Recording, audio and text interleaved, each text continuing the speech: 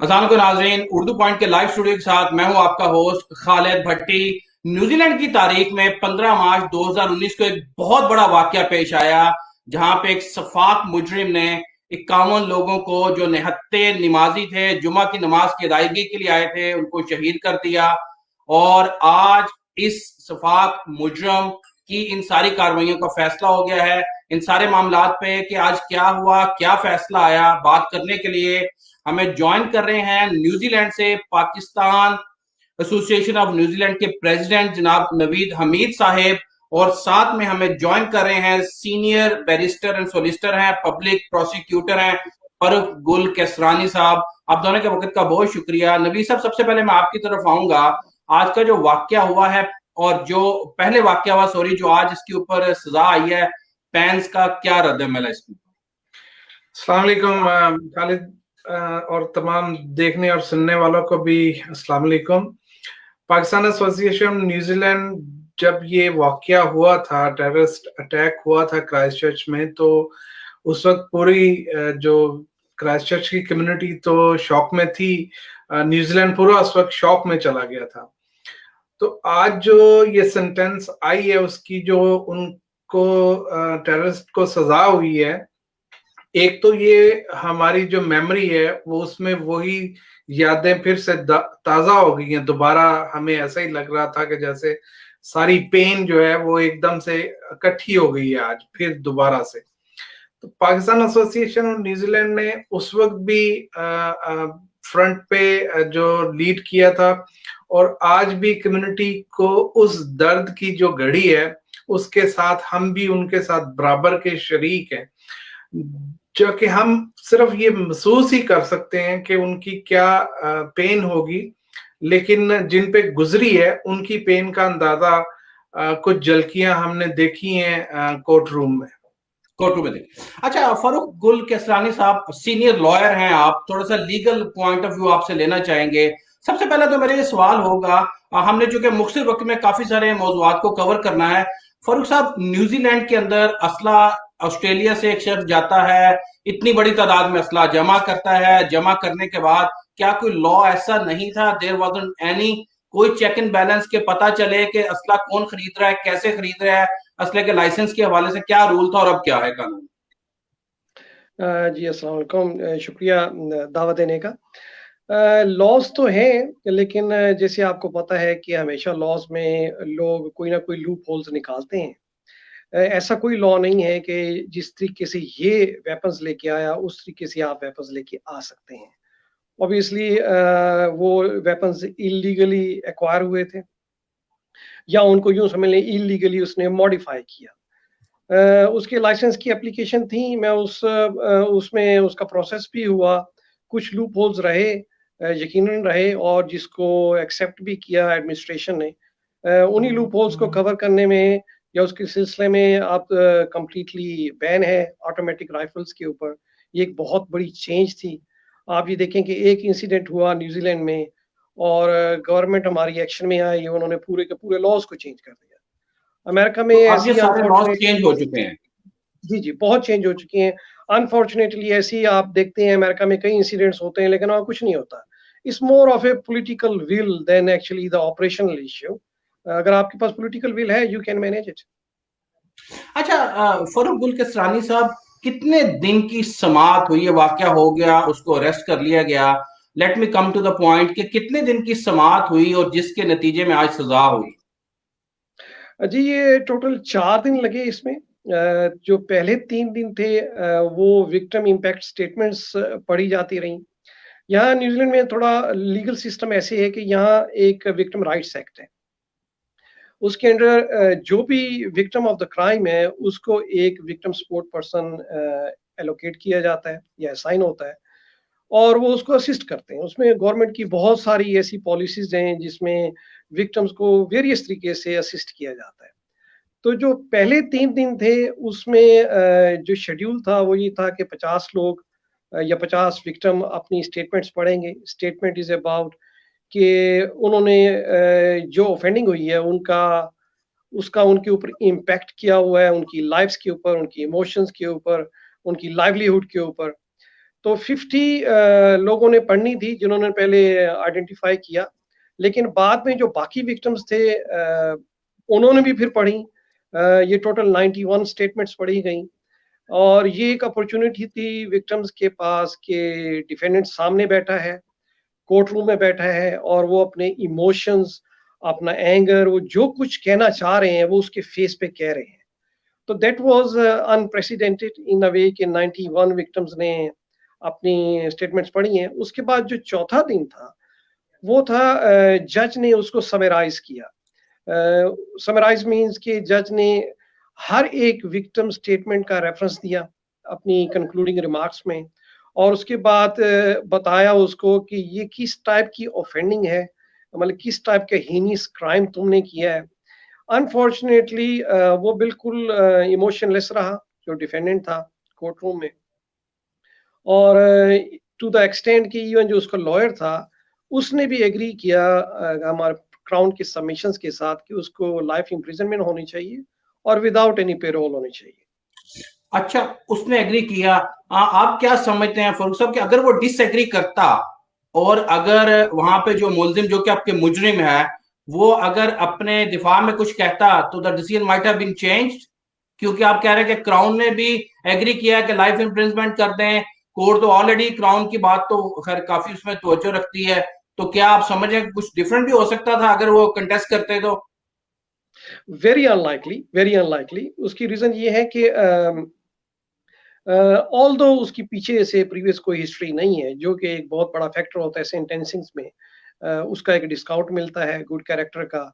उसके अलावा सेंटेंसिंग में अगर आपने गिल्टी प्ली कर ली है, आप अपनी गलती मान गए हैं ट्रायल से पहले, तो उसका भी डिस्काउंट मिलता है। न्यूजीलैंड में लॉ है कि उसका अप टू 25% जो टोटल सेंटेंस होती है उसका डिस्काउंट मिलता है। लेकिन इट वाज वेरी अनलाइकली कि आप उसको जितने मर्जी डिस्काउंट दे दें, क्राइम्स की नेचर और एक्सटेंट उसका इतना है कि उसका कोई फायदा नहीं है। That's one factor. Second factor, इस क्राइम की डायनामिक्स डिफरेंट है। ये कोई स्ट्रीट क्राइम नहीं है, ये बेसिकली एक हेट क्राइम है, टेररिज्म है। न्यूजीलैंड में जो टेररिज्म की लेजिस्लेशन आई वो आई 2002 में, टेररिज्म सप्रेशन एक्ट आया उस टाइम में। लेकिन उस एक्ट में कोई इस टाइप की जो मेजर कन्विक्शन है ये फर्स्ट टाइम एवर है। और आई डोंट थिंक कि इसका कोई डिफरेंस आना था। वेरी अनलाइकली, अगर चाहे डिफेंस एग्री करता या ना करता। वैसे आपकी इंफॉर्मेशन के लिए डिफेंस का बेसिकली वकील कोई भी नहीं था। जो पहला वकील था वो उसने खुद फायर कर दिया, उसने कहा मैंने इसको नहीं रखना, तो उन्होंने रिजाइन कर दिया। उसके बाद कोर्ट ने एक वकील को अपॉइंट किया जिसको हम एमिकस बोलते हैं, उसको रिप्रेजेंट करने के लिए, और वही वकील रिप्रेजेंट हुआ कोर्ट के अंदर भी। एक और जो अनफॉर्चुनेट था इस सेंटेंसिंग में, जो रिपोर्ट्स आई साइकोलॉजिकल और साइकाइट्रिस्ट की, उस किसी भी रिपोर्ट में ये इस टाइप की सजेशन नहीं थी कि उसने कोई रिमोर्स शो किया है। दैट वाज वेरी अनफॉर्चुनेट कि इवन आफ्टर अ ईयर और इतनी विक्टिम इम्पैक्ट स्टेटमेंट्स के बाद बिल्कुल जी। उस शख्स जी को फारूक कोई साहब, फर्क नहीं पड़ा। कोई फर्क जी। इसी सवाल को मैं लेकर नवीद साहब आपकी तरफ आऊंगा। इतना बड़ा मेजर इंसान क्राइम करता है, क्राइम करने के बाद कोर्ट के अंदर वो बिल्कुल उसने अपोलोजाइज भी नहीं किया या कोई इजहार अफसोस जैसे फारूक साहब ने बताया नहीं किया, बल्कि इवन रिपोर्ट्स हमें मिल रही हैं कि वो वहां पे तंजिया मुस्कुराता रहा। क्या इंसानियत के हवाले से क्या कहेंगे इस किस्म के बिहेवियर के हवाले से आप? बिहेवियर तो आपको उस दिन ही पता चल गया था जिस दिन इसने मार्च 15 को ये वाकया किया था। ये दहशतगर्द है, दहशतगर्द की ट्रेडिंग और उसकी जो सोच है वो उसकी क्राइम के हवाले से बिल्कुल वाज़ेह है, और उसको कोई फर्क नहीं पड़ता कि कौन क्या सोचता है उसके बारे में। मुझे दो तीन चीजों की क्लैरिफिकेशन यहाँ पे मैं देना चाहता हूँ। एक तो ये कि न्यूजीलैंड की पब्लिक ने उसको आउटराइट रिजेक्ट की है, मतलब होस्ट कम्युनिटी ने उसको बिल्कुल उसके मुंह पे तमाचा मारा है। तो जो भी उसकी सोच थी वो बिल्कुल न्यूजीलैंड की पब्लिक ने उसको टोटली रिजेक्ट कर दिया। और ये भी एक बहुत बड़ी हमारी खुशकिस्मती है कि पहली दफा किसी टेररिस्ट को जो है वो टेररिस्ट उसके मुंह पे कहा गया है।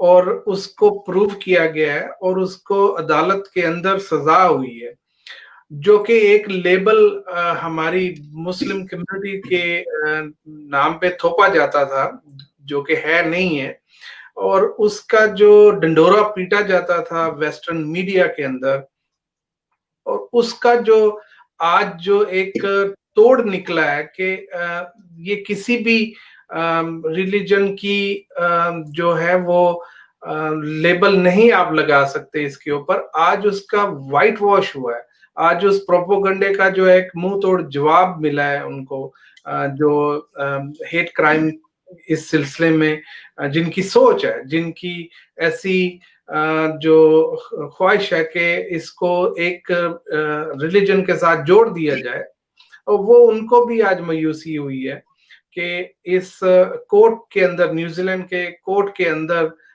उनका जो सोच है उसको आज शिकस्त हुई है। तो जी बिल्कुल।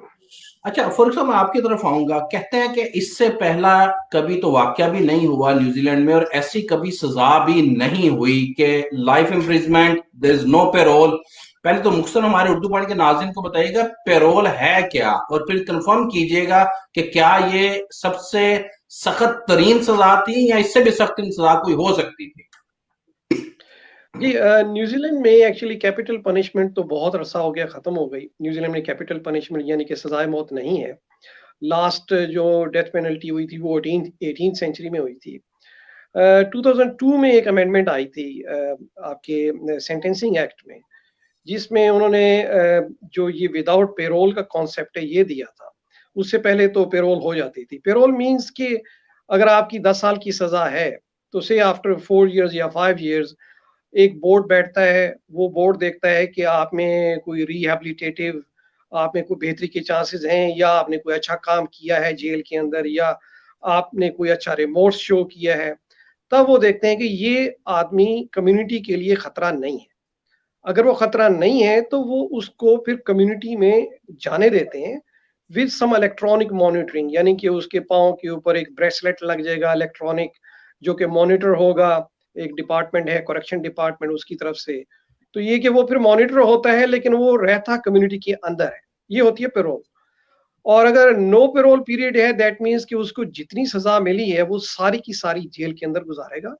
और ये इस चीज को शो करता है कि जब कोर्ट ने फैसला दिया, कोर्ट को कोई ऐसी उम्मीद नहीं थी कि नंबर एक ये कोई रिहैबिलिटेट हो सकता है, और दूसरा ये कि कोर्ट ने ये भी असेस किया कि ये शख्स कम्युनिटी के लिए फॉर एवर खतरा है, इसको कभी भी हम कम्युनिटी में वापस नहीं आने देंगे। इसलिए वो लाइफ इम्प्रिजनमेंट मीन्स कि जब तक उसकी डेथ नहीं होती वो जेल के अंदर ही है, अनलेस उससे पहले अगर उसको जेल के कैदी ना मारे। अच्छा नवीद साहब, मैं कैसे साहब, आप फरूख साहब दोबारा आपकी तरफ आऊंगा एक दो और लीगल क्वेश्चन लेके। नवीद हमीद साहब, न्यूजीलैंड की प्रेसिडेंट ने, प्राइम मिनिस्टर ने बड़ा अच्छा रोल पहले दिन से दिया, साथ खड़ी रही, और आज भी उनके बड़े अच्छे बयान आए। क्या कहना चाहेंगे इस हवाले से? बिल्कुल, लीडरशिप का एक बहुत बड़ा रोल है इस पूरे एपिसोड के अंदर। खालिद भाई, आप जानते हैं कि डिसीजन जो होता है वो एक टाइमली डिसीजन जब आप बनाते हैं और उस पर इम्प्लीमेंटेशन हो जाती है तो उसके बहुत दूर नताइज निकलते हैं। न्यूजीलैंड की प्राइम मिनिस्टर जसिंदा ने पहले दिन से ये सिंपैथी शो की, और उसने एक जो अपनी विल शो की कि मैं इस जो दहशतगर्दी का वाकया हुआ है न्यूजीलैंड के अंदर, मैं इसको बर्दाश्त नहीं करूंगी। और उसकी जो विल थी, जो उसके इरादे हैं और उसकी जो डायरेक्शन है, वो बिल्कुल ठीक थी। और उसने जो भी इकदाम इस सिलसिले में उठाए वो बिल्कुल राइट डायरेक्शन पे गए, और साथ में पूरी कौम ने उसका साथ दिया। ये दोनों तरफ से बहुत ही पॉजिटिव मैसेज गया। एक तो होस्ट कम्युनिटी ने अपना भरपूर किरदार अदा किया, और साथ साथ में जो विक्टिम कम्युनिटी है उसने भी इस जेस्चर को बहुत ही पॉजिटिव तरीके से लिया, और होस्ट कम्युनिटी के साथ मिलकर इस जो कहते हैं वी आर वन या यू आर अस, तो इसका जो बेसिक मतलब निकाला यही था कि हम इस दहशतगर्दी के खिलाफ पूरी कौम एक है और उसकी जो लीडर है वो जसिंदा है और हम उसकी बात मानते हैं और उसने बिल्कुल ठीक फैसला किया है। और उसके जो इकदाम थे गन लॉ को चेंज करना, इट्स नॉट इजी दैट्स, मतलब ये 1987 से लोग लगे हुए हैं कि गन लॉस चेंज हो, लेकिन आज तक किसी में इतनी जो है वो जुर्रत और बहादुरी नहीं थी कि वो इस गन लॉस को चेंज कर सके 1 महीने के अंदर अंदर। फिर उसके बाद उसने ओपनली सबसे पहले टेररिस्ट को कहा, ये कहना भी एक बहुत जो बहादुरी का काम है। और उसके साथ साथ किसी भी मरहले में कोई इंटरफेरेंस नहीं है करने दी, ना हुई है। और जो लोग छुपते हैं इस पीछे के ये साइकोलॉजिकल प्रॉब्लम हो सकता है, मेडिकल की रीजन बता के उसको ये उन्होंने इसको सारा डिस्करेज किया। ये होता रहा है, मतलब ये एक लुकी छिपी बात तो नहीं है, लेकिन हमारे न्यूजीलैंड की प्राइम मिनिस्टर ने इसको बिल्कुल स्ट्रांगली पकड़ के रखा और आज नतीजा जो है वो आपके सामने है। फारूक साहब, 2-3 अहम सवालात के साथ आपकी तरफ आऊंगा। अभी ये मुजरिम जेल में अकेला रहेगा या बिल्कुल अपने मेट्स के साथ जो जेल के अंदर दोस्ती बन जाती है और गपशप चलती रहेगी, इसकी सजा के अंदर ये क्या चीज है या साइलेंस में रहेगा? नहीं, जो सॉलिटरी कन्फाइनमेंट है यानी कि कैद जिसको हम कहते हैं तन्हाई अकेले में रखना, वो न्यूजीलैंड के सेंटेंसिंग एक्ट में नहीं है ऐसी कोई चीज, बल्कि हुकूमत कर सकती है मेक श्योर इसको। नहीं, वो जो जेल खाना जात है या जिसको हम यहाँ पर न्यूजीलैंड में करेक्शन डिपार्टमेंट बोलते हैं, ये उनकी जुरिस्डिक्शन है, वो रख सकते हैं डिपेंडिंग के सेफ्टी रिस्क क्या है। ना सिर्फ ये कि उसका अपना सेफ्टी रिस्क क्या है, बल्कि ये भी कि उसको दूसरों से सेफ्टी रिस्क क्या है। तो ये करेक्शन डिपार्टमेंट का इश्यू है। अभी तक मोस्ट ऑफ द टाइम जो जेल में रहा है वो इसी टाइप की प्रिजन में रहा है, जहां उसको अक्सर सॉलिटरी साइट पर रखा गया, क्योंकि ऑब्वियसली देयर आर रिस्क। तो नहीं, ऐसा नहीं है कि वो सॉलिटरी कन्फाइनमेंट में रहेगा। ऑल डिपेंड्स कि उसको रिस्क कितना है और वो खुद कितना रिस्क पोज करता है। अच्छा जो सर, उसकी इस टाइम हालत है, इस अनलाइकली कि वो खुद कोई रिस्क पोज करे। ठीक है। अच्छा सर, अपील के हवाले से क्या है? हाई कोर्ट ने फैसला दे दिया, उसके पास अपील का राइट है, अगर अपील होगी तो कहां पे होगी? जी, अपील होगी उसकी, लेकिन अपील का सिस्टम थोड़ा न्यूजीलैंड में डिफरेंट है, क्योंकि ये हाई कोर्ट की अपील है। तो इसके लिए ये कोई डिस्ट्रिक्ट कोर्ट की अपील नहीं है। इसके लिए there has to be some public interest grounds. और इस चीज में जो सजा मिली है, जितनी थॉरो जजमेंट दी है हाई कोर्ट के जज ने, I don't think there is any loophole in that. और दूसरी बात ये भी है कि जो डिफेंस का मूड नजर आता रहा है इस सेंटेंसिंग में स्पेशली, और प्लस वो गिल्टी प्ली कर चुका है। गिल्टी प्ली के बाद कुछ सेंटेंस की ऑप्शन आपके पास, आई मीन अपील की ऑप्शन रहती नहीं है, क्योंकि आप गलती मान चुके हैं। ज्यादा से ज्यादा जो अपील की ऑप्शन आपके पास रहती है वो इस चीज की है कि जो सेंटेंस मिली है मुझे, यानी कि लाइफ इम्प्रिजनमेंट, उसमें कोई चेंज आ जाए।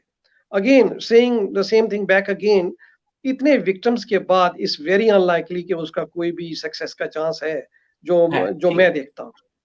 सर एक और बात प्लीज बताइएगा, अगर मुख्तसर से क्लियर से बताइएगा कि क्या, चूंकि ये ऑस्ट्रेलियन सिटीजन है, क्या ये अपनी सजा ऑस्ट्रेलिया भी आके काट सकता है, लेकिन या इसको न्यूजीलैंड की जेल में ही अपनी सजा मुकम्मल करनी है?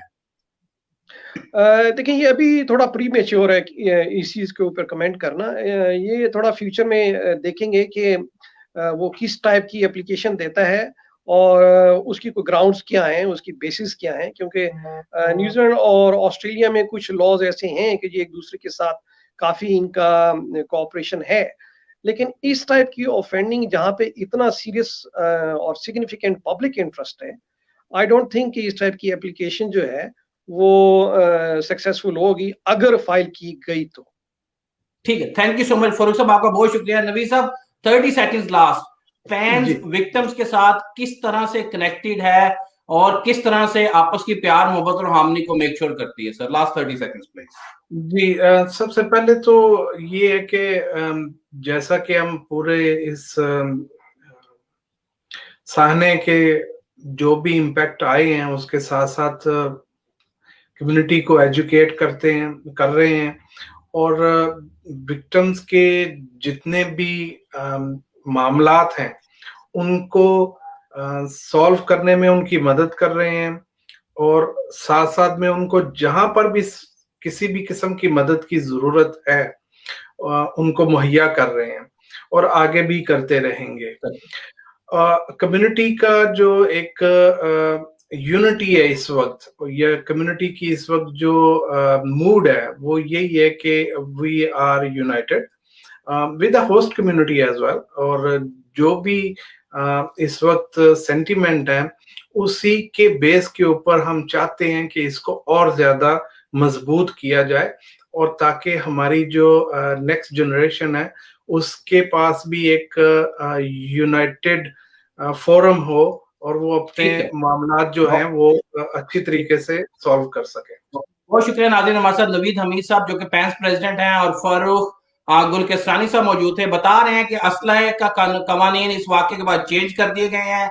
4 दिन समाअत चली, पहले 3 दिन विक्टिम इम्पैक्ट स्टेटमेंट्स ली गई, सारी उम्र की कैद की सजा सुनाई गई है, अकेले सजा काटनी होगी, अगर अपील करते हैं तो सक्सेस के कोई चांसेस नहीं है। ऑस्ट्रेलिया में ये मुलजिम अपनी सजा काट सकता है कि नहीं काट सकता, अभी प्री मेच्योर है, पेरोल नहीं मिलेगी, और इससे सख्त तरीन सजा न्यूजीलैंड के कवानीन के मुताबिक नहीं हो सकती थी। उम्मीद करते हैं आपको आज का प्रोग्राम पसंद आएगा। अपने होस्ट खालिद भट्टी को, नवीद हमीद साहब और फारूक गुल केसरानी साहब के साथ इजाजत दीजिए। अल्लाह हाफिज। अल्लाह हाफिज।